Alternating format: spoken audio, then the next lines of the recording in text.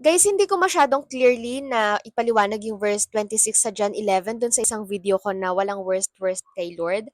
Kasi 'di ba na-mention ko dun na hindi na tayo masyadong maaapektuhan o hindi na tayo masyadong magpapaapekto sa mga worst situations ng buhay natin dito sa earth dahil sa truth ng verse 26. Bakit ba hindi tayo masyadong maaapektuhan o magpapaapekto na sa mga happening sa life natin dito sa earth? Kasi alam natin na temporary lang naman lahat ng ito. At merong life na nagaantay sa atin that will last forever.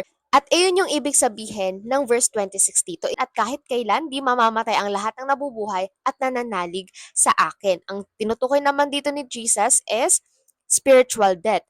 Hindi daw mamamatay spiritually yung mga taong nananalig sa Kanya, kundi may buhay ito na walang hanggan, which is sa heaven. We believe that we have life after our life here on earth.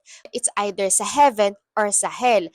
Life sa heaven kapag sumunod tayo sa Lord, kapag minahan natin si Lord while we are here in this earth. Life naman sa hell, after ng life natin dito sa earth, kung nagpatuloy tayo sa mga ginagawa nating mali, pag pinagpapatuloy natin yung mga kasalanan sa buhay natin. And guys, yung tinutukoy na death sa Bible is hindi yung mawalan ka ng hininga. Pero yung death na tinutukoy dito is yung eternal suffering sa impyerno, sa hell. Kaya sabi dito sa verse 26 ulit, hindi mamamatay ang lahat ng nabubuhay at nananalig sa akin. Kaya hindi ka na masyadong magpapaapekto sa mga hard situations, worst situations sa life mo here on earth kasi nakafocus yung tingin mo dun sa life mo pang eternal sa heaven. Dahil alam mo, hindi ka mamamatay o hindi ka mapupunta sa impyerno nang dahil sa mga worst situations lang na yan na nangyayari sa buhay mo dito sa mundo.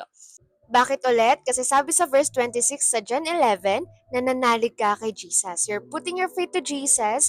Naniniwala ka na hawak ni Lord ang buhay mo, kontrolado ni Lord ang buhay mo, na safe ang buhay mo kay Lord, at yung totoong buhay mo is wala dito sa earth, kundi nasa Kanya, nasa heaven. Kaya confident ka na magtiwala kay Lord. Confident ka na i-surrender yung mga dapat i-surrender sa life mo kay Lord. Confident ka na talikuran yung mga pinapatalikod ni Lord na kasalanan sa buhay mo.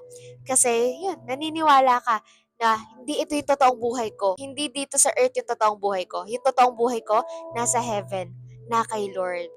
Yun lang, siguro na clearly ko naman na siyang naipaliwanag. Yun lang, God healing your heart. God bless.